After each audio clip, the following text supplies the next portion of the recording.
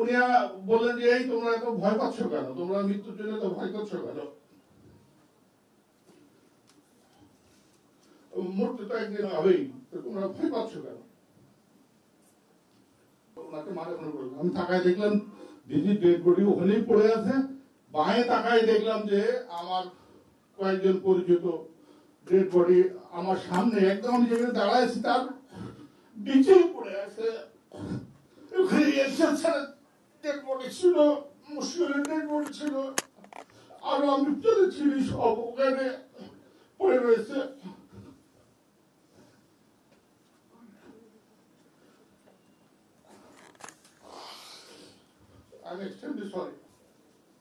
আমার প্রশ্নটা হচ্ছে আঙ্কেল, প্রথমত যদি আপনি বলেছেন যে আপনি জানেন না, আপনি কখনো জানার চেষ্টা করেছেন যে এত এত লেভেলে এতগুলা জওয়ান আপনার সাথে কেন সিম্পাথাইজ করলো, বা আমাদের বাবার সাথে কেন তারা মানে কোনো সিম্পাথাইজ, কোনো সহানুভূতি তাদের ক্ষেত্রে দেখালো না, কিন্তু আপনার প্রতি এত সাপোর্ট কিভাবে হলো তাদের? এটা হচ্ছে আমার প্রথম প্রশ্ন। আর দ্বিতীয় প্রশ্ন হচ্ছে, আমরা এখানে অনেকে, আমি ইনক্লুডেড, আমরা 36 ঘন্টা কোয়ার্টার গার্ডের ভিতরে ছিলাম, আমরা যারা ফ্যামিলি। আমি যদি ভুল না জেনে থাকি, সেদিন 36 ঘন্টার আগে, মানে আমরা মুক্তি পাওয়ার আগে, 4টা পরিবারকে তৎকালীন সরকারের একজন এমপি সাহারা খাতুন, তিনি অক্ষত অবস্থায় 4টা পরিবার বের করে নিয়ে এসেছিলেন। আমরা জানি, কারণ আমরা সাহারা খাতুনের আমরা ওনার কণ্ঠ শুনেছি ভিতর থেকে, আমরা যখন কোয়ার্টার গার্ডে বন্দী ছিলাম। হ্যাঁ, তো সেই সময় 4টা পরিবারের মধ্যে আপনাদের পরিবার একটা পরিবার ছিল। এখন এই যে সাহারা খাতুন 4টা পরিবার বের করে নিয়ে এসেছে, তাদের কিন্তু তারা কিন্তু জানতো যে ভিতরে এই কয়টা পরিবার আছে, বা এরা জিম্মি আছে। অনেক প্রচুর মানুষ তখন জিম্মি ছিল, কোয়ার্টার গার্ডে অনেক পরিবার জিম্মি ছিল। তো এই যে 4টা পরিবারকে সাহারা খাতুন যে বের করে নিয়ে আসলো, এই 4 জনের সিলেকশন ক্রাইটেরিয়াটা কি ছিল, যে মানে এতগুলো পরিবারের মধ্যে থেকে এই যে 4 জন নিয়ে আসলো? এবং আপনার কোর্সমেট যার কথা বলছেন, মশিউর আঙ্কেলের কথা বলছেন, হ্যাঁ অনেকের কথা বলছেন, ওনাদের পরিবারগুলো ভিতরে ছিল, আঙ্কেলরা মারা গিয়েছিল। আপনি যে পরিবার সহ বের হয়ে আসলেন, আপনি কি খোঁজ করেছিলেন যে আপনার কোর্সমেটের পরিবাররা কোথায় আছে, তারা মুক্তি পাবে কিনা, বা তাদেরকে কেন সাহারা খাতুন সাথে করে নিয়ে বের হচ্ছে না? আমার প্রথম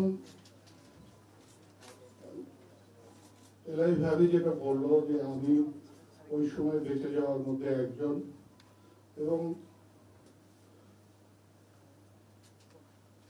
জেনারেল শাকিল সহকারে আরো কয়েকজনের মৃত্যু আমার সামনেই হয়েছে, আমি যেগুলো সামনে থেকে দেখেছি। জেনারেল শাকিলকে গুলি করা আমি নিজ চোখে দেখেছি। তো আজকে একটা কথা বলে শুরু করি, আমার 57 জন অফিসার শহীদ হয়েছিল ওই দিন, এবং আমি বেঁচে যাওয়ার মধ্যে অনেকে বেঁচে গেছে, তার মধ্যে আমি একজন। কিন্তু আমার পরবর্তীতে আমার যে অবস্থা করা হয়েছে সরকার কর্তৃক, তাতে মনে হতো ওই সময় আমি যদি 58 জনের মধ্যে একজন হতাম, ওটাই ভালো ছিল।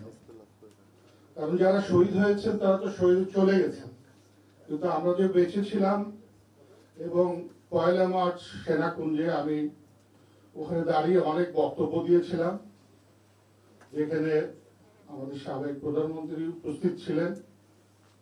ওই সময় আপনারা হয়তো জানেন না, আমার বক্তব্যটি ওই সময় ভার্চুয়াল প্ল্যাটফর্মে এটা সারা পৃথিবীতে প্রচার করা হয়েছিল, এবং সেই কারণে আমি একদিকে ওখানে বেঁচে যাওয়ার অপরাধী, আরেক দিক থেকে আমি ওই দিনকে কথা বলার জন্য আমাকে বিভিন্ন ভাবে আমাকে ক্ষতিগ্রস্ত করা হয়েছে।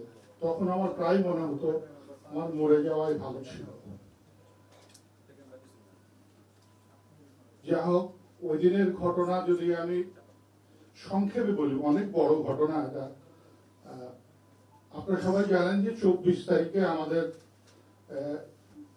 এই অনুষ্ঠানটা শুরু হয়েছিল 24 তারিখে, প্রধান যে প্যারেডটা কিন্তু 24 তারিখে হয়েছিল। আপনাদের একটা ক্লু আমি আজকে দিচ্ছি, বিডিআর এ অনেক অনুষ্ঠান হয়েছে, কোনোদিন কিন্তু বাংলাদেশ টেলিভিশন সরাসরি প্রচার করে নাই, কিন্তু ওই দিনের 24 তারিখে যে প্যারেডটা হয়েছিল, যেটা প্রথম থেকে শেষ পর্যন্ত কিন্তু টিভিতে প্রকাশ করা হয়েছে, ডাইরেক্ট প্রচার করা হয়েছে। এটা কেন করা হয়েছিল আমি এখন পর্যন্ত এটা বের করতে পারি না, কারণ বিএমএ তে যে সবচেয়ে বড় প্যারেড কমিশন হয় সেটাও কিন্তু টিভিতে সরাসরি প্রচার করা হয় না। আমি 23 তারিখে দুপুরে ভাত খাচ্ছিলাম, ওই সময় আমার কাছে টেলিফোন আসলো। আমি যেহেতু জি1 কমিউনিকেশন ছিলাম, ওখানে কমিউনিকেশনটা আমি দেখতাম। আমাকে টেলিফোন করে বলা হলো যে তাড়াতাড়ি আসো, ডেডিকেটেড লাইন দিতে হবে, বিটিভি আসবে, এটা আগামীকাল অনুষ্ঠানটা প্রচার করবে। এটা কিন্তু কোনো লেটার ফেটার কিচ্ছু ছিল না কিন্তু। তো আমি তাড়াতাড়ি আসলাম, এসে আমার এক্সচেঞ্জের মাধ্যমে আমি ওই বিটিভি কে সরাসরি 2টা ডেডিকেটেড লাইন দিলাম, যেটার মাধ্যমে তারা ওই 24 তারিখে প্যারেডটা প্রচার করবে। কিন্তু আমি কিন্তু এটা সবাইকে প্রশ্ন করেছি, এরপরেও কিন্তু সাবেক প্রধানমন্ত্রী কিন্তু ওই প্যারেডে গিয়েছেন, সেটা কিন্তু প্রচার করা হয় না টিভিতে, কিন্তু ওইটা কিন্তু প্রচার করা হয়েছিল। এটার কারণ কি? এটা 2টা কারণ হতে পারে। যে 24 তারিখের প্যারেডটা টিভি একটা শক ইফেক্ট হিসাবে কাজ করেছে, যাতে যদি কোনো অঘটন ঘটাতে চায়, কারণ ওই দিন কিন্তু প্ল্যান ছিল না 24 তারিখে ঘটনাটা ঘটানোর। যদি না ঘটায় সেই কারণেই হয়তো সরাসরি টিভিতে এটা প্রচার করা হয়েছিল। নাহলে আজ পর্যন্ত কিন্তু টিভিতে সরাসরি কোনো প্রোগ্রাম কিন্তু মিডিয়ার প্রচার করা হয় নাই। 25 তারিখে আমাদের দরবারটা কিন্তু হওয়ার কথা ছিল সকাল 8টায়।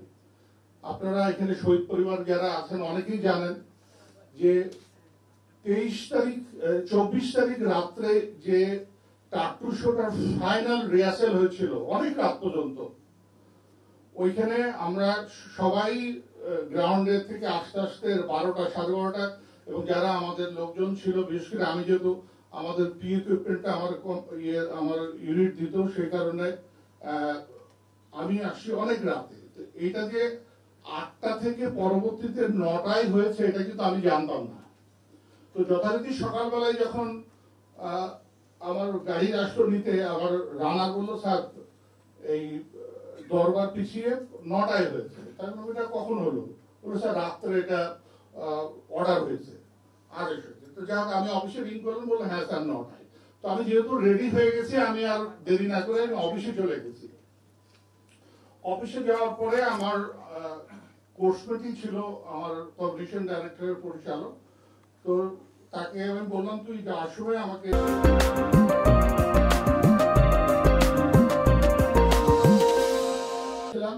ওই গ্যালান্টারি অ্যাওয়ার্ডের আরো যারা লাইসেন্স মেডেল যেটা ডিজি কর্তৃক পাবে, তারাও বিভিন্ন ইউনিট থেকে আসছিল।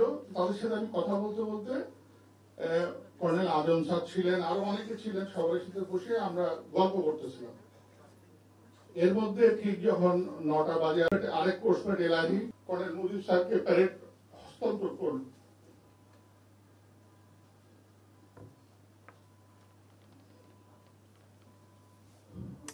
I am extremely sorry.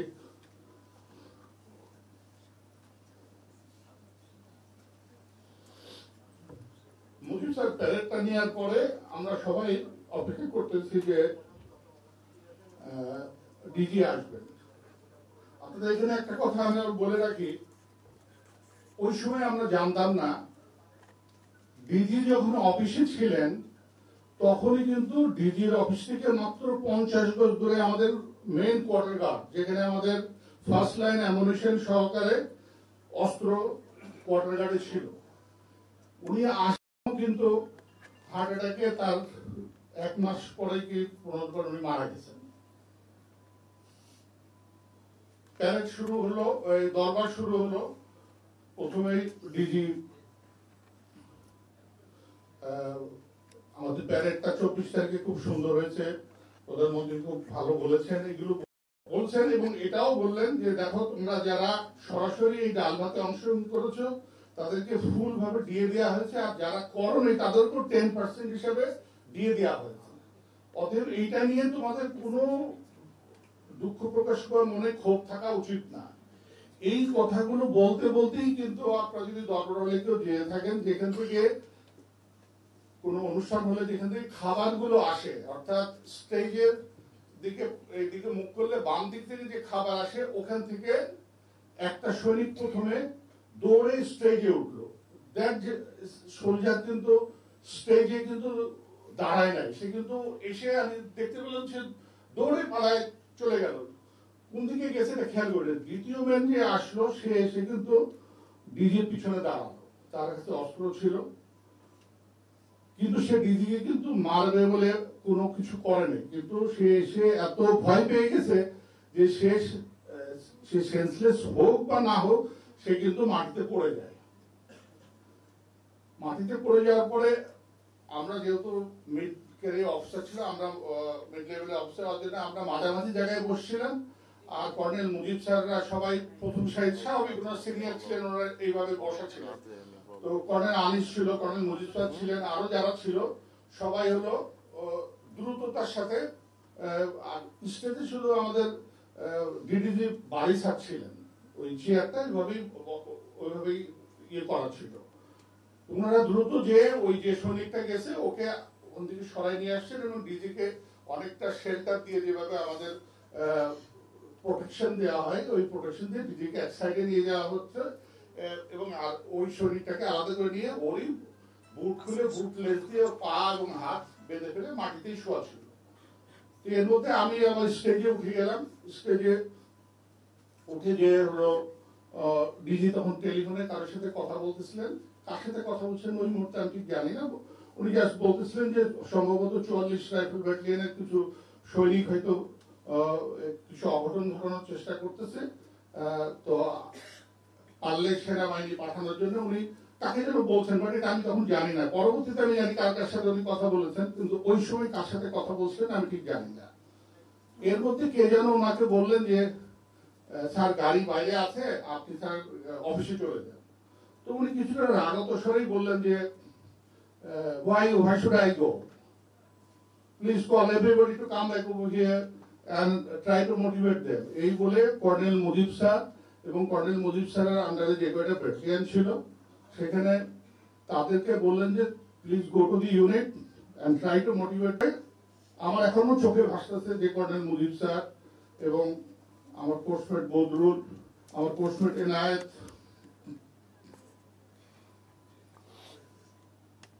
সাথে আরো যারা ব্যাটালিয়ন কমান্ডার ছিল ওরা কিন্তু বাইরে বেরোয় গেল, আর তাদের সাথে দেখা হয় নাই।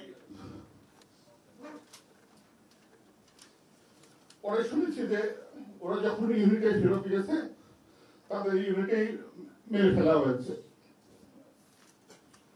এইভাবে আমরা স্টেজে যখন ওখানে ওনার সাথে বসেছি সেই মুহূর্তে একটা ফায়ারের শব্দ, যেখানে গাড়িগুলো থামে ওই দিক থেকে একটা আসছে। তো আমরা হঠাৎ তাকালাম হলো ওই ডান দিকে একটা মাঠ আছে, মাঠের দিকে। তো ওখানে দেখলাম যে জানলা দিয়ে দেখা যাচ্ছে যে প্রায় 6-7 জন বা 8 জন হতে পারে যে সৈনিক, মুখে বিভিন্ন কালারের কাপড়গুলো পরা, মাথায় হেলমেট, বুকে বুলেট প্রুফ জ্যাকেট পরে ওরা ফায়ার করার চেষ্টা করতেছে।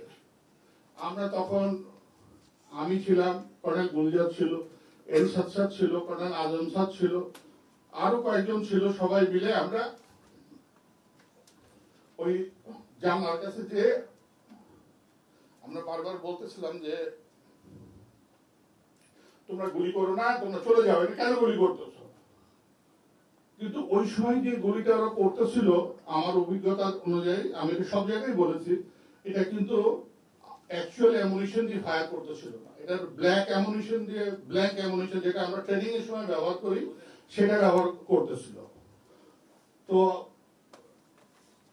তাদেরকে বারবার, যেহেতু ওরা ব্ল্যাক অ্যামুনিশনে ফায়ার করতেছিল, তো ফায়ারের গুলিগুলো কিন্তু আমাদের গ্লাস পর্যন্ত আসতেছিল না। সেই জন্য আমরা গ্লাসগুলো খুলে আমরা সবাইকে ওদেরকে নিষেধ করছিলাম যে চলে যাও, এগুলো এইসব ফায়ার টায়ার করো না। ওরা কিন্তু আমাদের থেকে কথায় কোনো ভুরুক্ষেপই করতেছিল না। এর মধ্যে আমরা দেখলাম যে একটা সাদা গাড়ি, এই গাড়িটা পরবর্তীতে শুনেছি যেটা মিডিয়ার হাসপাতালের পিক আপ ছিল। ওই পিক আপে করে সম্ভবত অ্যামুনিশন নিয়ে এসে ওখান থেকে কিছু লোক নেমে দ্রুততার সাথে সোলজাররা এসে ওই যারা ফায়ার করতেছিল ওদেরকে তখন আমাদের সামনেই কিন্তু অ্যাকচুয়াল অ্যামুনিশন গুলো দিল, একদম আমার চোখে দেখা। তো ওখানে দেওয়ার পরেই তখন ওরা আবার লোড করে যখন ফায়ার করা শুরু করলো, তখন কিন্তু ওই ফায়ার গুলো আমাদের গ্লাস ভেদ করে দরবার হলে ঢোকা শুরু করলো। তো ওই দরবার হলে যখন গ্লাসে আসতেছে, তখন আমরা জানলা পাশে কয়েকজন ছিলাম, আর কিছু অফিসার। ওই গ্লাসগুলো ছিল প্রায় 3.5 ফিট 4 ফিট ওয়ালের উপরে গ্লাস ছিল, তারা সব নিচে নেমে গেল। তো আমরা যেহেতু কথা বলতেছিলাম, তো এনশাদ স্যার আমাকে দূর থেকে বললো যে জামান তুমি তাড়াতাড়ি চলে আসো, পিছিয়ে আসো।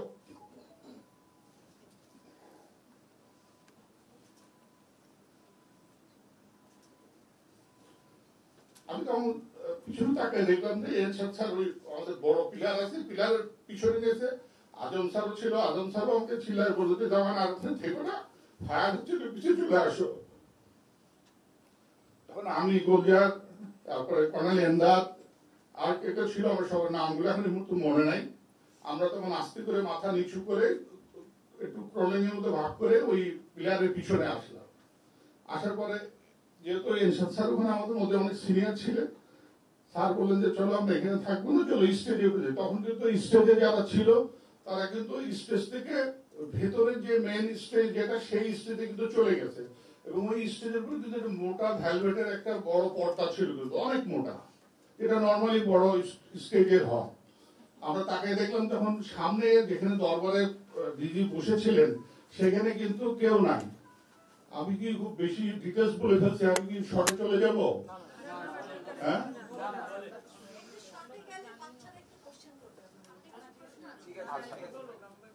আচ্ছা আমি একটু শর্টেই বলি।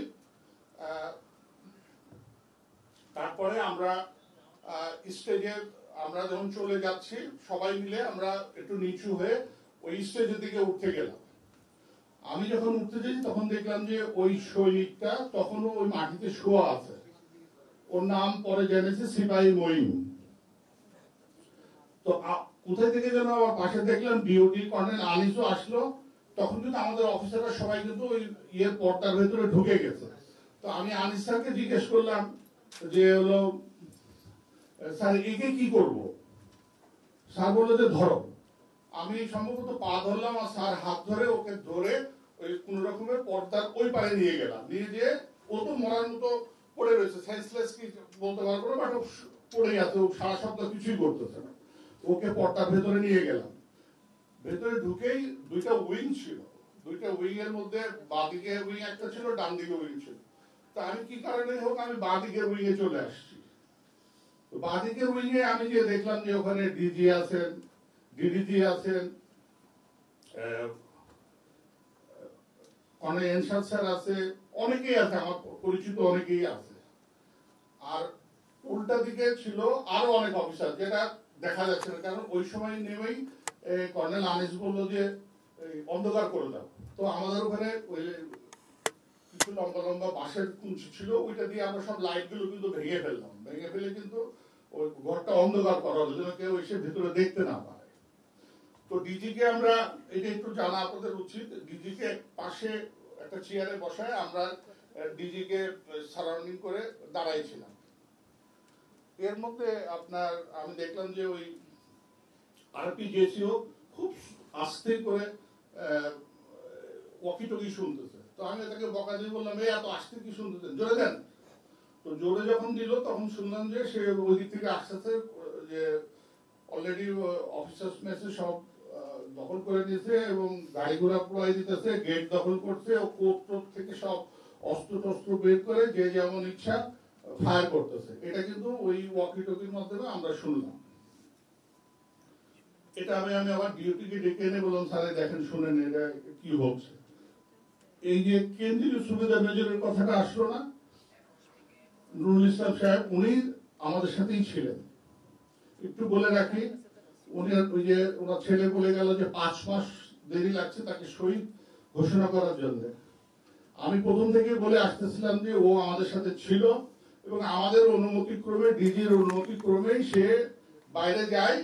এবং আমরা তখন বলা হয়েছিল যে ও যে হয়তো সৈনিকদেরকে উনি গিয়ে মোটিভেট করতে পারবেন, সেই কারণে তাকে যেতে অনুমতি দেওয়া হয়েছিল। সাথে জায়দিও গিয়েছিল, জায়দি যেহেতু ওই পাশেই ছিল, ও বলে চলে গেছিল। আমি বারবার বলতেছিলাম, কিন্তু ওই সময় যে ডিজি জেনারেল মইনুল ইসলাম ছিলেন বা অন্যান্য যারা ছিলেন, তারা কেউ আমার এইটাকে অথরিটি হিসাবে নিতে চাচ্ছিল না। আমি বারবার বলছিলাম সে গেছে এবং সে মারা গেছে, তাকে এই শহীদের মধ্যেই আনতে হবে তাকে।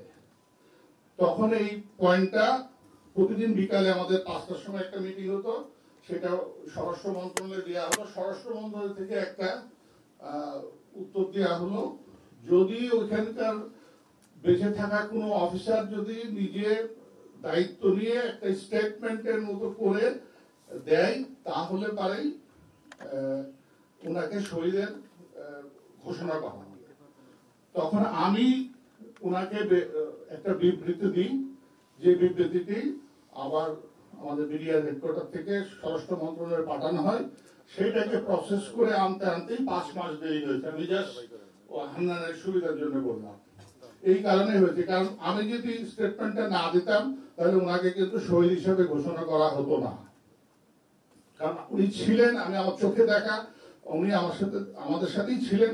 এই কারণে আমি তখন ইচ্ছাকৃত ভাবেই বারবার বলেছিলাম এবং ওনাদেরকে দেওয়া হয়েছে। আচ্ছা, যাই হোক, এই সময় আপনার দিদি যখন বসে আছে, এর মধ্যে দিদি প্রধানমন্ত্রীর সাথে কথা বলতেছিলেন। প্রধানমন্ত্রী বললেন যে একটু অপেক্ষা করো, আর্মি মুভ করেছে, তো কিছুক্ষণের মধ্যেই তোমাদেরকে রেস্কিউ করবে। এইখানে একটু বলে রাখি, এখানে কিন্তু আমরা ওই সিপাহী মঈনের যে অস্ত্রটা ছিল, ওই অস্ত্রটা কিন্তু আমাদের কাছে ছিল, গুলি ভর্তি অস্ত্র। কর্নেল এমদাদ ছিল কমান্ডো। সে বলল যে স্যার, এটা দিয়ে কয়টা ফেলাই দিই। দিদি বললো যে না, তুমি গুলি করো না। উনি ডিওপিকে বললেন অস্ত্রটার কাছ থেকে নিয়ে নাও। উনি কিন্তু গুলি করতে দেন নাই। ছিল কিন্তু আমাদের কাছে অ্যামুনিশন, ওই অস্ত্রের মধ্যে যে কয়টা অ্যামুনিশন ছিল, উনি বলছেন না, কাউকে গুলি করবে না। উনি অস্ত্রটা ডিউটি নিয়ে নাই কর্নেল এমদাদের কাছ থেকে। এর মধ্যে আমি কথা বললাম ডিএম এর সাথে এবং অনেকের সাথে কথা বলা হলো। গুলজার কথা বললো, সব গুলজার অবশ্য আগে বলেছে, গুলজার আমাদের গ্রুপের মধ্যে ছিল না। এর মধ্যে দেখলাম যে অপর দিকে যারা আছে অফিসাররা, তারা ওই হাত তুলে সব চলে যাচ্ছে, ওই বাইরে বেরোয় যাচ্ছে। তো ডিউটি দেখার পরে ডিউটি বললো স্যার ওইদিকে ওরা বোধহয় সারেন্ডার করছে, ওদের জন্য কি কোনো আপনার মেসেজ আছে? তো উনি বললেন যে ওরা যদি যাচ্ছে যাও, আর কি আস্তে আস্তে বলছেন আমি ঠিক শুনতে পারলাম না উনি কি বললেন। তো ওরা কিন্তু সব চলে গেল, কর্নেল কাইসার সব ওইদিকে ছিল। পরে শুনছি যে ওরা বেরোনোর পরেই বলে সাথে সাথে ওদেরকে ওখানেই গুলি করে মারা হয়েছে। পরে শুনছি, মানে ইয়ার পরে, যেটা ওই সময় বুঝতে পারি নাই। আমরা তখন পর্যন্ত কিন্তু জানি না যে ওরা আমাদেরকে মেরে ফেলবে, তখন পর্যন্ত কিন্তু জানি না যে ওরা আমাদেরকে মেরে ফেলবে। এর মধ্যে দেখলাম যে মাঝার ক্যাপ্টেন মাঝার জেনারেল শাকিলের এডিসি ছিল, ও আমার পাশেই দাঁড়ানো ছিল। তো কাঁদতেছে, তো আমি ওকে জিজ্ঞেস করলাম এই কাঁদছো কেন? বলে স্যার ওই ম্যাডামের বাসা অ্যাটাক করছে। কে অ্যাটাক করছে? বলে স্যার বিডিআর। তা আমি ভাবছি ওনার পাশে তো গার্ড আছে, কারণ গার্ডটা কই? বলে স্যার গার্ড পালাইছে। তো বললাম ম্যাডাম কই? বলে ম্যাডাম রুমে আছে। তো দিদি কিন্তু এই কথাগুলো শুনছে, দিদি কিন্তু ওখানে পাশেই বসা, একদম পাশে। দিদি আমাদের জোরে জোরেই কথা হচ্ছিল ওর সাথে। তা আমি বললাম যে ম্যাডামকে বলো যে বাইরের দরজা লাগায় ওই বাথরুমের মধ্যে ঢুকে লক করে বাথরুমে বসে থাকতে হবে। তখন দিদি জিজ্ঞেস করলেন যে কি হয়েছে? তো মাদার আবার রিপিট করলো। তো উনিও মাদারকে বললো বলো যে টয়লেটের মধ্যে বন্ধ করে থাকতে। উনি কিন্তু আর টেলিফোনটা নিয়ে ম্যাডামকে কিন্তু কিছু বলেন নাই, ওই সময় কিন্তু ম্যাডামের সাথে উনি কথা বলেন নাই। এর মধ্যে তো দিদি আমাদেরকে কয়েকবার জিজ্ঞেস করলেন কি সেনাবাহিনী আসছে? আমরা বললাম না, তো সেনাবাহিনী কেউ এখন পর্যন্ত আসে নাই। এর মধ্যে কিন্তু যত লেভেলে যা যা লেভেল, তখন কিন্তু মোবাইল আমাদের সাথে ছিল, তখন পর্যন্ত মোবাইল আমাদের সাথে ছিল। কোনো জায়গা থেকে কোনো পজিটিভ ইনফরমেশন আমরা পাচ্ছি না। এতক্ষণ পর্যন্ত যে গল্পগুলো করলাম আপনাদেরকে, এই তখন পর্যন্ত কিন্তু বিডিআররা দরবার হলে প্রবেশ করে নাই, তারা কিন্তু বাইরে থেকেই ফায়ার করছিল। এই সময় দেখা গেল যে তারা দরবার দখল করে ফেললো, দরবার হলটা। দরবার হল দখল করার পরে তারা তখন স্টেজের দিকে অনবরত গুলি করা শুরু করলো। তো গুলিগুলো সব লেগে বিভিন্ন ওয়ালে ওয়ালে লাগতেছিল। তো আমরা ডেফিনেটলি সব ভয় পাচ্ছিলাম যে লোক, যদিও গুলিগুলো, আমরা তো উইংসে ছিলাম আর গুলিগুলো সোজাসুজি যাচ্ছিল। তো সবাই আমরা চেষ্টা করতেছিলাম যে যত চেপে চাওয়া যায়, বাঁচার জন্য সবাই চেষ্টা করেছে, এটা মিথ্যা কথা বলে লাভ নেই, আমরা কিন্তু উই ট্রাই আওয়ার বেস্ট আমাদের বাঁচার জন্য। তো ডিজি যেহেতু এক কোনায় বসেছিলেন, তো ডিজির একটু কষ্ট হচ্ছে, কারণ আমরা সবাই চেপে ওনার গায়ের উপর পড়ে যাচ্ছিলাম। তো উনি বললেন যে এই তোমরা এত ভয় পাচ্ছ কেন, তোমরা মৃত্যুর জন্য তো ভয় করছো কেন, মরতে তো একদিন হবেই, তো তোমরা ভয় পাচ্ছ কেন। তারপরও সবাই তো গুলির ভয় সবারই আছে। এর মধ্যেই দেখলাম যে হঠাৎ করে একটা সৈনিক এসএমজি নিয়ে ঢুকে ব্রাশ ফায়ার করতেছে, এবং আমরা যেদিকে আছে সেদিকেই নলকা দিয়ে ঘুরে ফায়ার করছে। বাট ফায়ারটা আল্লাহর রহমতে আমাদের বরাবর না এসে, এখনো যদি বিডিআরে গেলে ওই দাগ দেখবেন, দুইটা উপরের দিকে 4টা গুলি, দুটো পাশে গুলিগুলো আছে। এরশাদ স্যার সামনে আগায় যে বললো, এবারে তুই ফায়ার করতেছিস কেন? পরে নাম শুনছে বলে সিপাহী সেলিম ছিল, বলে যে আসছে সেলিম ছিল। যা তারপর সে ওখান থেকে চিল্লাই বললো যে আপনারা সবাই বের হয়ে যান, না হলে গুলি করে দেবো। তো ডিজি দেখলাম চেয়ার ছেড়ে উঠে বললো চলো। তো ডিজি আগে গেলেন, ওই আমরা যারা ছিলাম তার দরজার পর্দাটা ফাঁক করার পরে উনি বেরোয় গেলেন, ডিজির বরাবর সব আমরা এক এক করে বেরোয় গেলাম। আমরা যখন ওই স্টেজ থেকে নিচের স্টেজে নামতেছিলাম, তখনই একজন ওরা সব একটু দূরে থেকে সব ফায়ার আমাদের দিকে লক্ষ্য করেছিল, আর যে লোক আমাদের কাছ থেকে সব মোবাইল টাইল সব কেড়ে নিল, তার হাতে কোনো অস্ত্র ছিল না ওই সময়। নিয়ে আমরা নিচে নেমে ডিজিকে মধ্যে রেখে আমরা একটু গোল তার করে দাঁড়াইছিলাম। আমাদের বিশ্রী ভাষায় গালাগালি করে বললো, সারা জীবন আমাদেরকে সিঙ্গেল ফরমেশনে করেছে, তোরা গোল করে দাঁড়াইছে, সব সিঙ্গেল লাইনে দাঁড়া। পরে সিঙ্গেল লাইনে দাঁড়ালো, এবং ডিজি প্রথমে দাঁড়ালেন। ডিজি কিন্তু সবাই আগে দাঁড়ালেন, ডিজির পরে ডিডিজি, এভাবে একটা অটোমেটিক সিনিয়রিটি হয়ে গেল ওখানে। ওই সিনিয়রিটি অনুযায়ী আমরা সবাই দাঁড়াই গেলাম ওখানে। আর সৈনিক আমাকে অনেকে পরে প্রশ্ন করছে যে তুই এত বড় লম্বা চড়া একটা লোক, যে দুজনকে ধরতে পারলা না, ধরে ফেলাই দিতে পারলা না, আমাকে অনেকে পরে বলছে। অনেকে, ওরা ছিল বেশ দূরে এবং তাদের হাতে অস্ত্র ছিল, এবং সব আমাদের দিকে তাক করার জন্য। যে ওরা বারবার বলছিল যে কিছু করলেই গুলি করবো। তো ওটা ধরার কোনো স্কোপ ছিল না, কারণ আমাদের সাথে অনেক ফাইটারও ছিল, অনেক অনেক ভালো ভালো অফিসার ছিল আমাদের সাথে। কিন্তু আমরা যখন ওই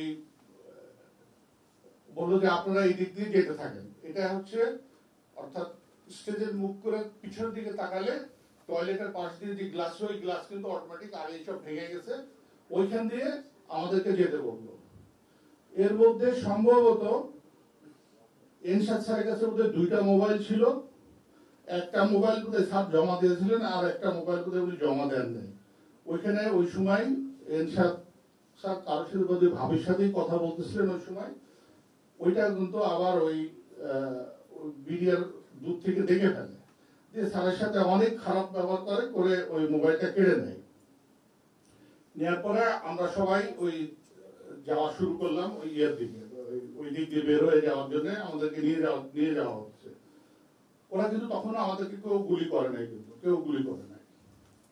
এখন আমরা যখন বাইরে বেরোলাম, বাইরেটা হচ্ছে এরকম একটা গ্লাস বেরোর পরে একটু বারান্দার পরে নিচে নামতে হয়। তো ডিজি জাস্ট ওই বারান্দা পার হয়ে নিচে যে স্টেপ দিয়েছেন, আমাদেরকে যারা নিয়ে যাচ্ছিল তারা কিন্তু পাশেই ছিল। ওই পাশে আরেকটা ওই দেবদারু গাছ লাগানোর একটা গাছের একটা পোর্ট ছিল উঁচু করা, ওখান থেকে 4 জন সৈনিক, এরা কারা আমি এখন পর্যন্ত জানি না, বাট পরবর্তীতে আমাকে কয়েকজনের নাম দিয়ে বলেছিল যে আমি যেন ওই নাম যে ওখানে ছিল আমি ঠিক জানি না, কারণ তাদের হেলমেট পরা এসে ডিজিকে প্রথমেই গুলি করে। 2টা গুলি বুকে লাগার সাথে সাথে ডিজি কিন্তু ডান দিকে হেলে পড়ে যান। পরে আরো 2টো গুলি ওনার গায়ে লাগে। উনি পড়ে গেলেন। এই সময় আমরা যারা লাইনে ছিলাম সবাই ওনার দিকে যাওয়ার চেষ্টা করলে একটা হুলস্থুলকার শুরু গেল, ওরা অটোমেটিক ব্রাশ ফায়ার শুরু করলো। এই সময় ওই অফিসার যে দিকে ছিল, ওই আমরা যে 12-14 জন অফিসার ছিলাম সবাই যে আপনার পাশে চলে গেছে। ওই সময় একটা বুলেট কি সরাসরি আমার গায়ে লাগছে কিনা আমি বলতে পারবো না, বা রিকোশেট করে এসে লাগছে কিনা এটাও বলতে পারবো না। আমার এখানে প্রচন্ড জোরে লাগলো, লাগার পরে হাতে দেখলাম যে রক্ত বেরোচ্ছে।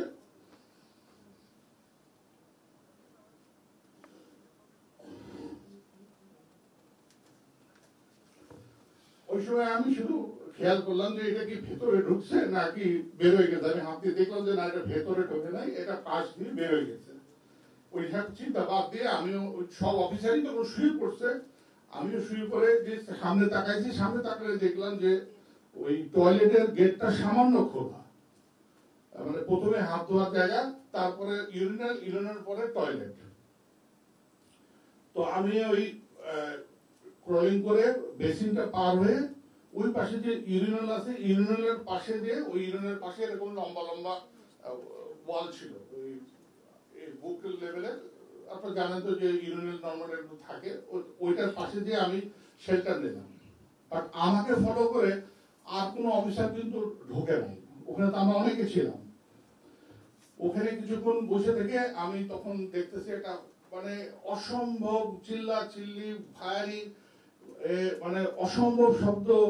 এবং ওই সময় যে ফায়ারিং করে যারা ওই অফিসার, আমরা সবাই ছিলাম, তাদেরকে সবাই ওই সময় ওই গোলাগুলিতে সব মারা গেছে। এবং তাদের মুখে চিল্লানি, কাঁদছিলেন, আমি বুঝতে পারছিলাম সবাই বলে মরে গেলাম গো, বাঁচাও গো, অনেক চিল্লাচিল্লি শোনা যাচ্ছে। কারণ ওয়াল তো একটা 5 ইঞ্চির একটা ওয়াল মাত্র, আমি 5 ইঞ্চি ওয়ালের এই পাশে। আমি ওখানে বসে আছি, বসে থাকতে আমার হঠাৎ মনে হলো যে আমি হলো ওই টয়লেটের ভিতর ঢুকে যাই। তো টয়লেটের ভিতর ঢুকে আমি কমোডের পাশে বসলাম, দরজাটা ভুলবশত আমি লাগিয়ে দিয়েছিলাম। বসার পরে তখন দেখলাম যে জোহরের আজান পড়তেছে।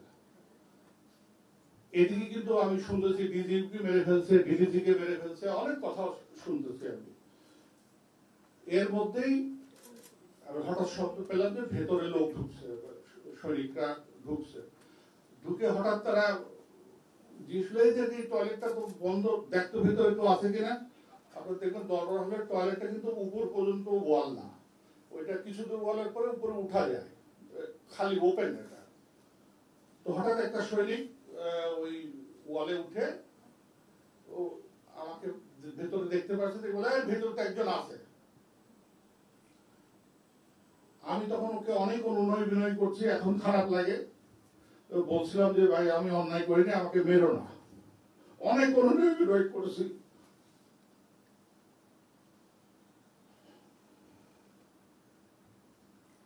যাই হোক, ওই সময় হলো ও বলার সাথে সাথে যারা বাইরে ছিল ওরা দরজাটা না খুলেই ফায়ার করা শুরু করলো। আর যেহেতু টয়লেটটা খুব ছোট, আমি দেখতে পাচ্ছি যে গুলিগুলো জাস্ট আমার নাকের সামনে দিয়ে যাচ্ছে। কারণ আমি টয়লেটের পাশে বসে, আর টয়লেটের এই সামনে এই জায়গাটায় দরজা, এই জায়গাটাই টয়লেট, মানে ওই কমোডের কোনায় আমি বসে আছি। তো ফায়ারগুলো সব আমার নাক বরাবর যাচ্ছে। আমি যত চেষ্টা করতেছি, ওয়াল তো আর সরানো যায় না, বাট আমি চেষ্টা করছি ওয়ালের সাথে যেন আমি মিশে যেতে পারি, গুলিটা আমার গায়ে না লাগে। এরপরে শেষের গুলিটা বোধহয় 7 রাউন্ড করেছিল, ওই দরজাটা আমার কাছে এখনো আছে। ওই শেষের গুলিটা ওই যেখানে পানির নলকা থাকে সেইখানে গিয়ে লাগলো, এবং পানি ফুটো হয়ে খুব ফোর্সে পানিটা বের হয়ে আসলো। তো ওইটা এসে সরাসরি আমার গায়ে লাগছে। তো আমি ভাবছি বোধহয় গুলি লাগছে, পরে দেখলাম যে না, গুলি না, এটা হচ্ছে পানি ছেটে আসছে। এর মধ্যে হঠাৎ শুনলাম যে বলে দেখতো মরে গেছে কিনা। ওইবারে কিন্তু আবার উঠছে সৈনিকটা। উঠার পরে আমি তার কথা না বলে আমি ইশারা দিয়ে ওকে একটু বোঝানোর চেষ্টা করলাম যে তুমি বলো আমি মরে গেছি। তো ও আর কোনো কথা না বলে আমি তাকে খুব সিম্প্যাথেটিক ওয়েতে আমি তাকে ইশারা করে বোঝাচ্ছিলাম যে তুমি দয়া করে বলো যে আমি মরে গেছি। ও ও কেন বলছে আমি এখনো জানি না, তার সাথে আমার আজ পর্যন্ত দেখা হয় নাই। সে বললো মরে গেছে। ও যেই বলছে মরে গেছে, আর এই যে সৈনিকরা এখানে ছিল, ওই প্লাস্টিকের দরজায় এক লাথি মারছে, দরজাটা জাস্ট ভেঙে ওই সামনে দিয়ে পড়লো। পড়ার সাথে সাথেই হলো ও ঢুকেই বলে শালা তো মরে নাই বলে আমার বুকের মধ্যে ওর যে হাতে যে অস্ত্রটা ছিল সেই অস্ত্র ধরলো। কিন্তু কেন যে ট্রিগার টিপি নাই আমি কিন্তু এখন পর্যন্ত জানি না। ট্রিগার আমার বুকের মধ্যে একদম ব্যারেল ধরা, ব্যারেল ধরে সে কেন ট্রিগার টিপে নাই আমি কিন্তু আজ পর্যন্ত এটা বের করতে পারি নাই। আমি যখন দেখলাম কয়েক সেকেন্ড ও গুলি করে নাই, আমি তখন ব্যারেলটাকে এইভাবে ধরে আস্তে করে উপরে তুলে আমি উঠে, ওইটা শর্টকাট ছিল, ওকে আমি এমন ভাবে জাপটে ধরে ওই দরজার বাইরে বের করে ফেললাম। তো বের করে আমি ভাবলাম যে আমাকে মেরেই ফেলবে, অন্তত একটাকে নিয়ে বলি। তো আমি আমার যতটুকু শক্তি আছে শরীরের ওকে চেপে ধরলাম যে ওকে চেপে মেরে ফেলবো। এর মধ্যে ওর শ্বাসকষ্ট হচ্ছিল সৈনিকটা, যেহেতু আমি আমার সব শক্তি দিয়ে ওকে ধরছি। ও তখন বললো যে আমাকে ছেড়ে দেন, আমাকে আপনাকে মারবো না। এই প্রথম বললো যে আপনাকে মারবো না, আপনি আমাকে ছেড়ে দেন। আমি কিন্তু ওর কথা শুনতেছি না, আমি যত পাচ্ছি ওকে আরো চাপ দিচ্ছি যেন মারা যায়। কিন্তু ওর পিছনে আরো দুইজন সৈনিক ছিল, ওরা তখন বললো যে এই ছেড়ে দিন, আমি তোকে গুলি করতেছি। তো আমি দেখলাম যে ও তো ইচ্ছা করলে দুই পাশে এসে আমাকে গুলি করলে তো আমি মারাই যাব। তো তখন আই লুজেন মাই হ্যান্ড, আমি হাতটা ছেড়ে দিলাম। তখন ওই যাকে ধরেছিলাম সে আমাকে বললো যে স্যার আপনাকে মারবো না, আপনাকে কোড়াঘাট নিয়ে যাবো, বেরিয়ে আসেন বলে আমাকে হাত উপরে তুলে আমি যে দিক দিয়ে ঢুকেছিলাম সেদিক দিয়ে টয়লেট থেকে বের করলো। বেরোয় আমি প্রথমেই ডান দিকে তাকালাম, কারণ আমি জানতাম যে দিদিকে ওই জায়গায় দিদির লাশটা পড়েছিল যখন ওনাকে মারে ওখানে পড়লো। আমি তাকায় দেখলাম দিদির ডেড বডি ওখানেই পড়ে আছে। বাঁয়ে তাকায় দেখলাম যে আমার কয়েকজন পরিচিত ডেড বডি আমার সামনে একদম আমি যেখানে দাঁড়ায় আছি তার নিচেই পড়ে আছে। ওখানে ডেড বডি ছিল, মুশকিলের ডেড বডি ছিল, আরো আমি চিনি সব ওখানে পড়ে রয়েছে।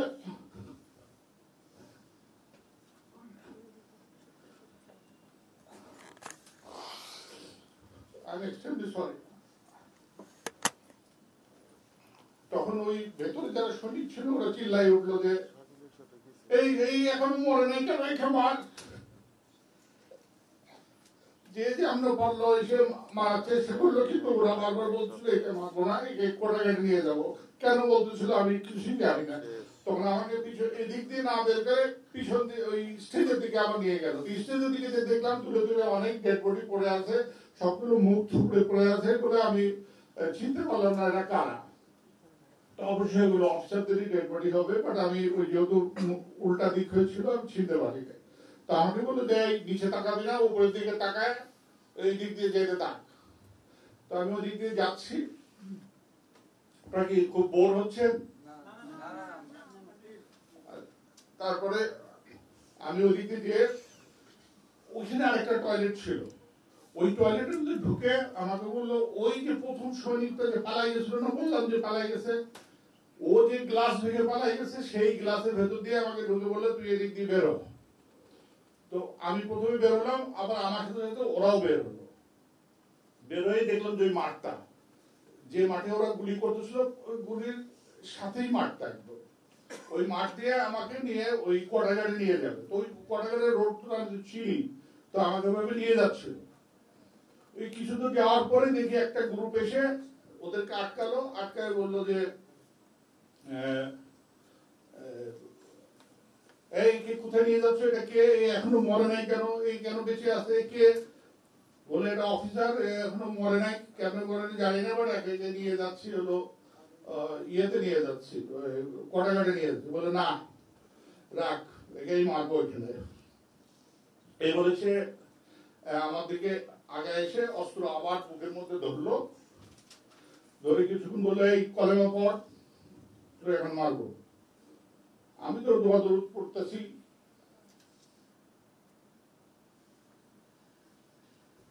হঠাৎ সে বললো যে যা তোকে ছেড়ে দিলাম, যাইতে নিয়ে যা বলে আমাকে আবার ওরা নিয়ে যাওয়া শুরু করলো। ও কিন্তু আর গুলি করলো না, করে আবার যেতে যেতে দৌড়ে যাচ্ছি, ওই মাঠের মধ্যে আরো কয়েকটা ডেড বডি দেখলাম পড়ে আছে, কাদের বলতে পারবো না।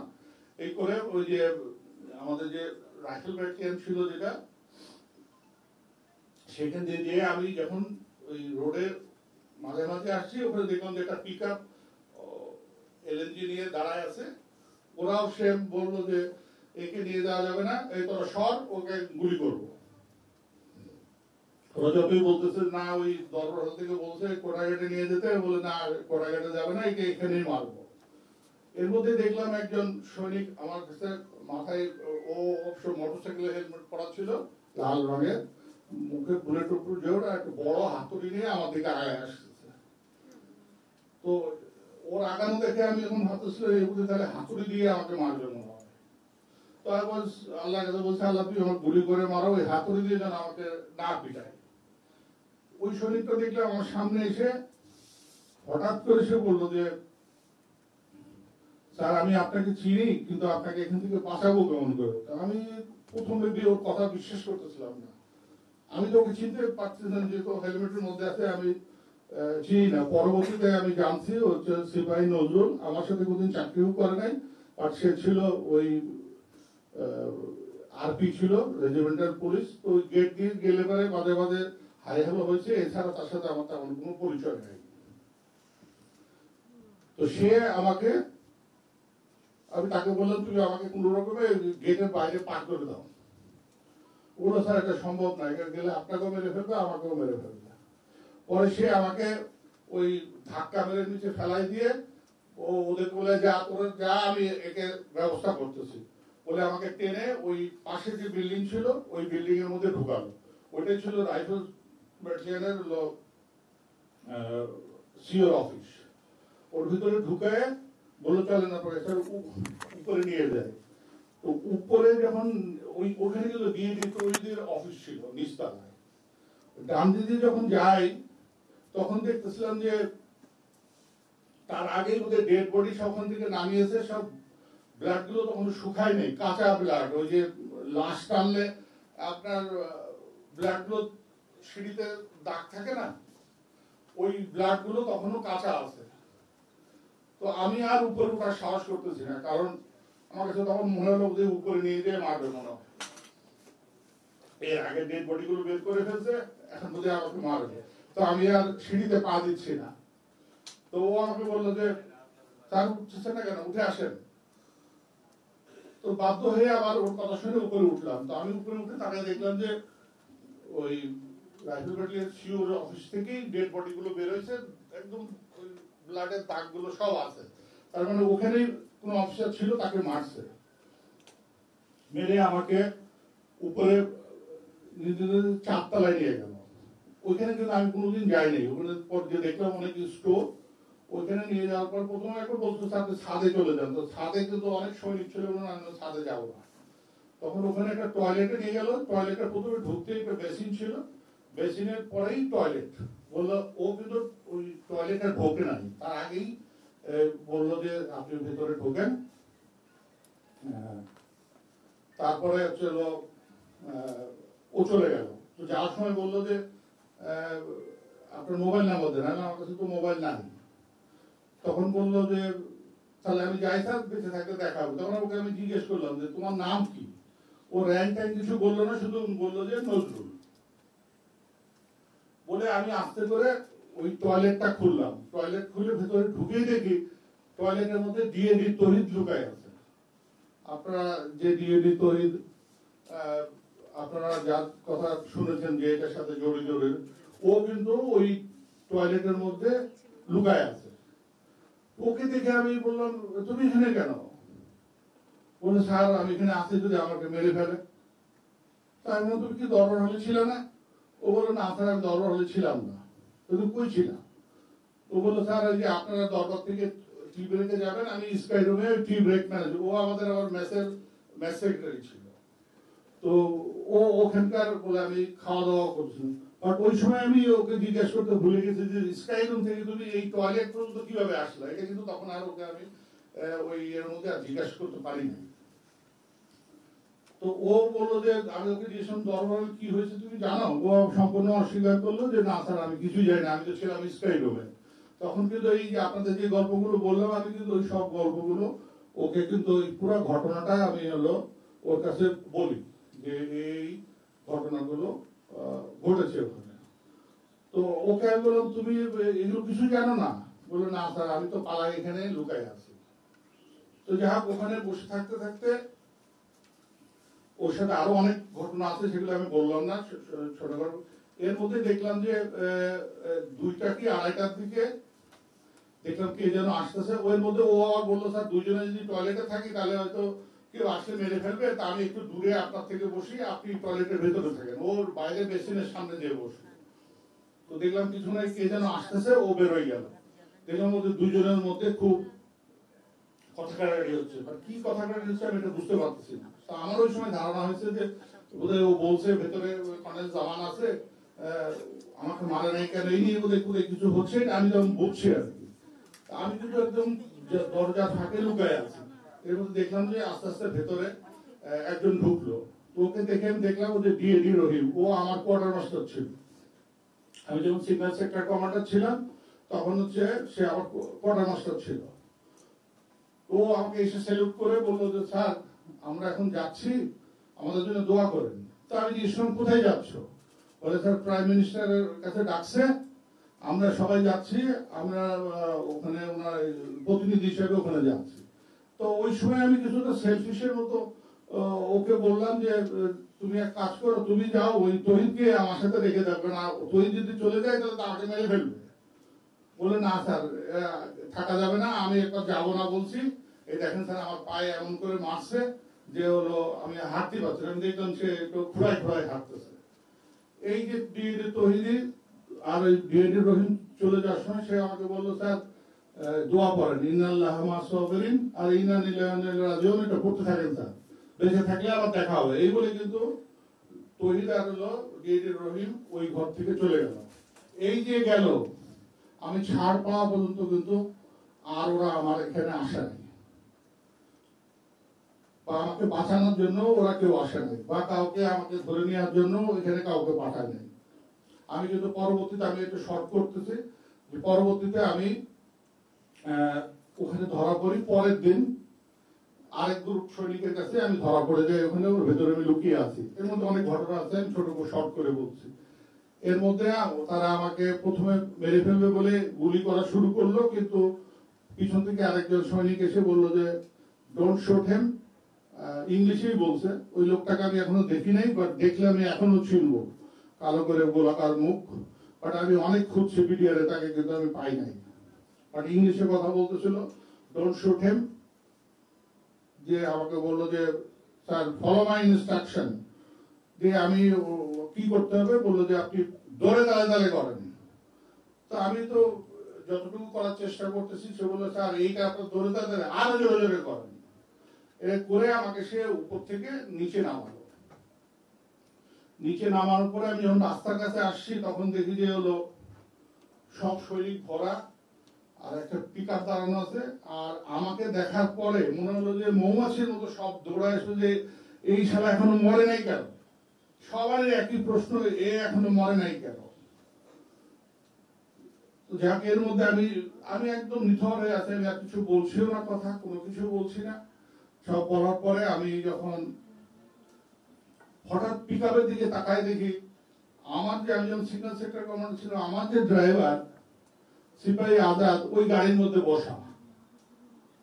তো আমি ওর দিকে এমন ভাবে তাকাইছি যে যে ছেলেটাকে আমি এত উপকার করছি এই গাড়িতে, এবং কিচ্ছু বলছে না কিন্তু যে আমার স্যারকে মানিস না বা কিচ্ছু বলছে না। যাক এটা বোধ হয় আল্লাহরই রহমত। হঠাৎ দেখলাম যে ও ওখান থেকে বললো যে এই স্যার কেউ তোরা মারবি না।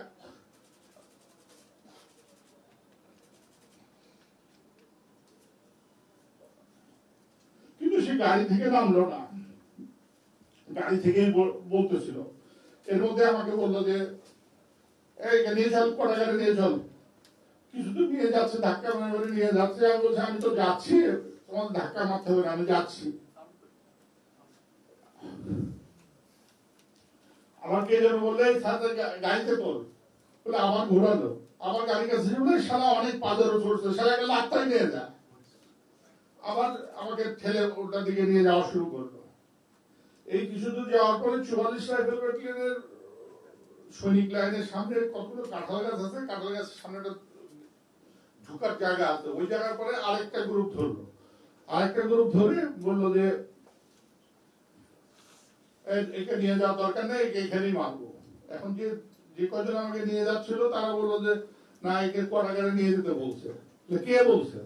ওই সময় কিন্তু কোনো লিডারশিপ ছিল না, কে কি কারে কি অর্ডার দিচ্ছে কোনো খবর নাই। এর পরবর্তীতে ওরা, আমি ওদেরকে বললাম যে তোমরা বললে কারাগারে নিয়ে যাবো, এখন তো এরা বলতেছে মেরে ফেলবে। বলে স্যার কি করবো, এটা তো কথা শুনছে না। দিয়ে স্যার ওরা, এর মধ্যে দেখলাম ওই পিক আপটা যে ছিল দাঁড়ানো, ওই পিক আপটা এসে 44 রাইফেল ব্যাটালিয়নের সৈনিক সামনে নামলো। আমার ওই যে ড্রাইভারটা দৌড়াই এখন আসলো আমার সামনে। আমার সামনে এসে এরা দাঁড়াই দিয়ে বললো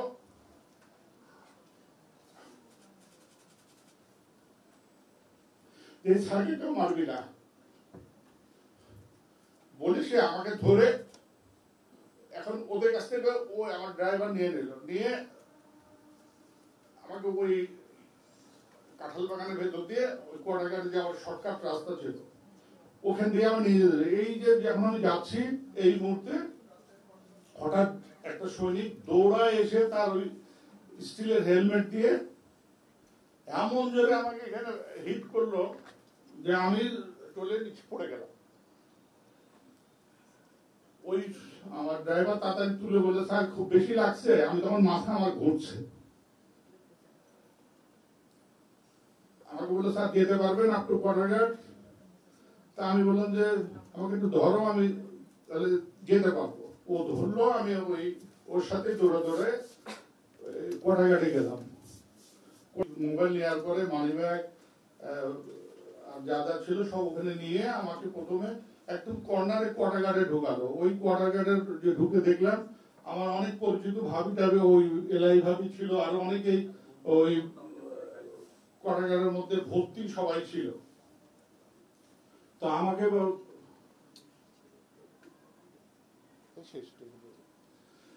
এটার পরে আমি ওই কোনায় ভাবিরা তাড়াতাড়ি আমাকে কোনায় বসে, ভাবিরা কেউ কেউ আমাকে একটু বাতাস করার চেষ্টা করেন। আমি তখন খুব ঘামতেছিলাম। কিছুর পরে আমাকে ওখান থেকে আবার বের করে আরেকটা জায়গায় নিয়ে যায়।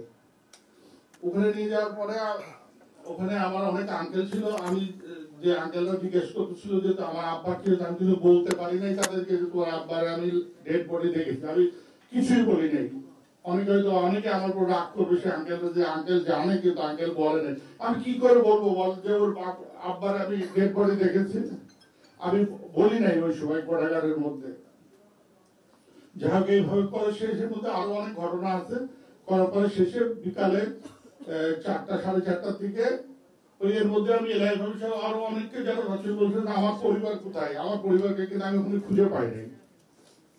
তো অনেকে বললো স্যার হয়তো মেরে ফেলছে অথবা কিছু একটা হয়েছে। আমি কিন্তু আমার ওই কোয়ার্টারগার্ডে সব ফ্যামিলি ছিল, আমি আমার পরিবারে কাউকে পাই নাই। তারপরে যা হোক আমরা পরে বিকালে দিকে বেরোলাম। বেরোনোর পরে আমরা আমাকে সরাসরি মিরপুরে নিয়ে গেল। তারপরে পরে অনেক ঘটনা আছে। এটা হচ্ছে মোটামুটি ওই দিনের 25 তারিখের আমি সংক্ষেপে বললাম। এর মধ্যে আরো অনেক কিছু আছে যেগুলো আমি বাদ দিয়ে বলছি যাতে সময় বেশি নষ্ট না হয়। তো যদি কেউ না কেউ প্রশ্ন করবো বলছিল।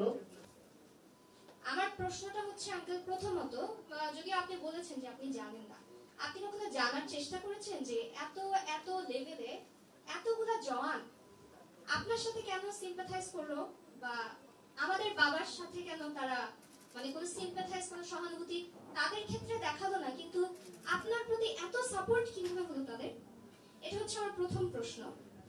আর দ্বিতীয় প্রশ্ন হচ্ছে আমরা এখানে অনেকে, আমি ইনক্লুডেড, আমরা 36 ঘন্টা কোয়ার্টার গার্ডের ভিতরে ছিলাম আমরা যারা ফ্যামিলি। আমি যদি ভুল না জেনে থাকি, সেদিন 36 ঘন্টার আগে, মানে আমরা মুক্তি পাওয়ার আগে 4টা পরিবারকে তৎকালীন সরকারের একজন এমপি সাহারা খাতুন, তিনি অক্ষত অবস্থায় 4টা পরিবার বের করে নিয়ে এসেছিলেন। আমরা জানি, কারণ আমরা সাহারা খাতুনের আমরা ওনার কণ্ঠ শুনেছি ভিতর থেকে, আমরা যখন কোয়ার্টার গার্ডে বন্দি ছিলাম। হ্যাঁ, তো সেই সময় 4টা পরিবারের মধ্যে আপনাদের পরিবার একটা পরিবার ছিল। এখন এই যে সাহারা খাতুন 4টা পরিবার বের করে নিয়ে এসেছে, তাদের কিন্তু তারা কিন্তু জানতো যে ভিতরে এই কয়টা পরিবার আছে বা এরা জিম্মি আছে। অনেক প্রচুর মানুষ তখন জিম্মি ছিল, কোয়ার্টার গার্ডে অনেক পরিবার জিম্মি ছিল। তো এই যে 4টা পরিবারকে সাহারা খাতুন যে বের করে নিয়ে আসলো, এই 4 জনের সিলেকশন ক্রাইটেরিয়াটা কি ছিল যে মানে এতগুলো পরিবারের মধ্যে থেকে এই যে 4 জন নিয়ে আসলো? এবং আপনার কোর্সমেট যার কথা বলছেন, মশিউর আঙ্কেলের কথা বলছেন, হ্যাঁ অনেকের কথা বলছেন, ওনাদের পরিবারগুলো ভিতরে ছিল, আঙ্কেলরা মারা গিয়েছিল। আপনি যে পরিবার সহ বের হয়ে আসলেন, আপনি কি খোঁজ করেছিলেন যে আপনার কোর্সমেটের পরিবাররা কোথায় আছে, তারা মুক্তি পাবে কি না, বা তাদেরকে কেন সাহারা খাতুন সাথে করে নিয়ে বের হচ্ছে না? ধন্যবাদ। ধন্যবাদ তোমাকে। প্রথম প্রশ্ন উত্তর দিই। তুমি বললেন যে ওরা কেন আপনাকে মারে নাই। তো প্রথমে বলি, ওরা যে মারে নাই কথাটা ভুল হবে। ওরা কিন্তু আমাকে গুলি করেছে, কিন্তু গুলি আমার গায়ে লাগে না। ওই দরজাটা তোমরা যদি দেখতে চাও, আমার বাসায় কিন্তু আছে। ওই দরজায় 7 রাউন্ড গুলি করেছিল, ওটা আমার বাসায় আছে। আচ্ছা, যে দরজায় গুলি করেছিল আপনাকে? আচ্ছা, ওটা কিন্তু আমার বাসায় আছে। আর দ্বিতীয় কথা হচ্ছে যে আমি যে সাবেক সচিব আনিসুজ্জামানের যে তদন্ত কমিটি হয়েছিল, ওই তদন্ত কমিটির একজন সদস্য, জয়েন্ট সেক্রেটারি গোলাম হোসেন সম্ভবত, উনি আমাকে প্রশ্ন করেছেন ওইখানে যে আপনি কেন বললেন না। উনি কিন্তু সরাসরি আমাকে প্রশ্ন করেছিলেন, একদম ভার্বেটিম প্রশ্ন করতে, আপনি কেন বললেন না। আমি তাকে প্রশ্ন উত্তর দিয়েছিলাম যে এই প্রশ্নের উত্তরটা তো আমি দিতে পারবো না, তাহলে তো স্বয়ং আল্লাহ তাআলাকে জিজ্ঞেস করতে হবে যে কেন আমি বললাম না। আমি কেমন করে বলবো যে আমি কেন বললাম না। আমার প্রশ্ন সেটা ছিল না, আপনি কেন বলেন না। তোমারটা আসতেছে, এখন তুমি প্রশ্ন করেছো যে বিডিআর এর সৈনিকের মধ্যে এত সৈনিক থাকতে আপনাকে কেন বাঁচালো। আমি তো তোমাকে এখনো বলছি যে ওরা কেন বুকে আমার অস্ত্র রেখে গুলি করলো না, এটা আমি এখন পর্যন্ত জানি না। আমি কিন্তু আমার বক্তব্য বলেছি, সে এর আগে ফায়ার করেছে, কিন্তু ফায়ার আমার গায়ে লাগেনি, কিন্তু পরবর্তীতে যখন সে আমার বুকে অস্ত্র ধরেছে কিন্তু ট্রিগার টেপে নাই। এখন কেন ট্রিগার টেপে নাই, সে কি আমার চেহারা দেখে ভয় পাইছে, নাকি অনুশোচনা হয়েছে, নাকি কি আমি তো বলতে পারবো না। কিন্তু অন্য কাউকে দেখে অনুশোচনাটা হয় না বা ভয় তারা এটা এখন তোমাকে একটু ক্লিয়ার করি। অফিসারদের যারা প্রথম পর্যায়ে যারা মারা গেছে, যেটা আমি টয়লেটে বসে দেখছি, এটা কিন্তু কেউ এম ফায়ারে মারা যায় নাই। এটা কিন্তু সবাই এই জিনিসটা কিন্তু আপনারা ক্লিয়ার হবেন। None officers were died in the M fire, যে আমি এখন মিস্টার এক্স কে মারছি। মাই ফাদার ডিড বলি, দুই একজন যারা লুকায় ছিল বিভিন্ন জায়গায়, তাদেরকে যেটা মেরেছে। উনি লুকিয়ে ছিলেন না, উনি রাস্তার উপরে ছিলেন। আচ্ছা, সেটা কিন্তু আমি বিডিআর দরবার হলে আমার যতদূর মনে হয়, এটা যখন আমরা যখন ব্রাশ ফায়ার করেছে, ওই ব্রাশ ফায়ারে অনেকেই হয়তো, আমি তো দেখিনি ওই সময়, তো আমি ওই জায়গায় ছিলাম না, আমি বলতে পারবো না, ছিলাম না। এখন আমি যে 2-3 জায়গায় ওরা মারতে যেয়ে মারে নাই, কেন মারে নাই, আমার কাছে এই প্রশ্নের উত্তর নাই। আমার কাছে এই প্রশ্নের উত্তর নাই। আর দ্বিতীয় প্রশ্নের উত্তরটা তোমরা যদি কেউ জানতে চাও, তাহলে আমি বলবো আমার উল্টা দিকে ছিল 3rd বিএমএ লং কোর্সে কর্নেল আকবর ফ্যামিলি। কর্নেল আকবর ভাবিকে জিজ্ঞেস করো যে আমার ফ্যামিলিটা কিভাবে রেস্কিউ হয়েছে। আমার ছেলেমেয়েরা কিন্তু ওই দরজা যখন ধাক্কাচ্ছে, দরজা কিন্তু খোলে নাই। আমার শোনা কথা পড়া, আমি একটু জানি না, সারা খাতুন করে বলছে উনি যখন বেরোচ্ছে না, তাহলে ওনাকে নেওয়ার দরকার নাই, আমরা যে কয়টা ফ্যামিলিকে উপর থেকে নিয়েছি আপনারা বেরোয় চলেন, ওনাকে নেওয়ার দরকার নাই, কিন্তু আকবর ভাবির কাছে আমি গ্রেটফুল। আকবর ভাবি বলছে এই ভাবি না গেলে আমি যাব না। আকবর ভাবি আর আমরা কিন্তু ডোর টু ডোর নেইবার ছিলাম। আকবর উপর থেকে কিন্তু কায়সার ভাবিরা নেমে আসছে, অনেকেই নেমে আসছে, কিন্তু আমাদের দরজাটা যেহেতু আমার ছেলে মেয়ে ছিল, আমার ওয়াইফ ছিল, ওরা কিন্তু খোলে নাই। পরবর্তীতে আকবর আঙ্কেলের ছেলে অয়ন মনে হয়, অয়ন হচ্ছে আমার ছেলেকে রিং করে মোবাইলের প্রথমে ধরা নেয়, পরবর্তীতে ধরে ও বলছে যে ভাইয়া তুমি দরজা খুলো, আমাদেরকে নিয়ে যাবে। তারপরে কিন্তু দরজা খুলেছে, তোমাকে আমি বলতেছি। দরজা খুলে আকবর ভাবি তখন ওনাদেরকে নিয়ে নিয়ে গেছে, কিন্তু সারা খাতুন কিন্তু আমাদের ফ্যামিলিকে ওনার গাড়িতে নিয়ে যায় না, ওনার গাড়িতে নিয়ে যায় না। আমার ছেলে পরবর্তীতে আমার ইয়েটা যেটা ছিল গ্যারেজ ছিল অনেক দূরে, একটা আইসোলেটেড একটা গ্যারেজ ছিল, সেই গ্যারেজে পরবর্তীতে কিন্তু আমার ছেলে যে এখান থেকে গাড়ি নিয়ে ওরা ওই গাড়িতে বেরোয় আসছে। সারা খাতুনের সাথে কিন্তু আমার পরিবারকে উনি নিয়ে আসেন নাই, জাস্ট তোমাকে এটা জানালাম। এবং এর থেকে ডিটেলস তুমি যদি জানতে চাও তাহলে আমি বলবো, যেহেতু আমি এখানে ছিলাম না, মিসেস আকবরকে জিজ্ঞেস করলে তুমি ডিটেলসটা জানতে পারো। ঠিক আছে আঙ্কেল, থ্যাংক ইউ আর কোনো প্রশ্ন? আমরা আমরা আমরা মনে হয় আঙ্কেল শহীদ পরিবারের কাছে একটু ফেরত যাই। Thank you uncle. আচ্ছা, আমি একটু ওদের হয়ে একটা প্রশ্ন আপনাদের বলি। এই যে তদন্ত কমিশন যেটা জুডিশিয়াস করার জন্য বলা হচ্ছে, আমি আঙ্কেলরা যত দাবি দেওয়া করছে তার সাথে সব একমত। আমার একটা অ্যাডিশন হচ্ছে, যদি কোনো সময় তদন্ত কমিশন আবার হয়, আমি বলবো তদন্তটা হওয়া উচিত 3 ভাগে। আপনারা যারা সাংবাদিক আছেন প্লিজ একটু নোট করবেন। প্রথম ভাগ হচ্ছে এই পুরা ঘটনার পরিকল্পনা থেকে 25 তারিখ 26 তারিখ পর্যন্ত ঘটনাটা যে ঘটেছে এটার একটা সুষ্ঠু তদন্ত, এটার পিছনে কারা ছিল। বিডিআর হয়তো মেরেছে, কিন্তু এই ঘটনাটা কে ঘটল, এটা এক। 2 হচ্ছে, যখন আমাদের সাবেক প্রধানমন্ত্রী ডিডি তৌহিদকে দায়িত্ব দিলেন, প্রতিনিধির হেড বানালেন, অ্যাক্টিং ডিজি বানালেন, যেটাই করুন, তখন থেকে শুরু করে আমাদের যে 27 তারিখ 28 তারিখ পর্যন্ত বিডিআর নেতৃত্বে যতজন ছিল ওই সময়ের একটা তদন্ত, ওটা কিন্তু আলাদা বিষয়, কিন্তু যেটা ডিডি তৌহিদের নেতৃত্বে হয়েছে।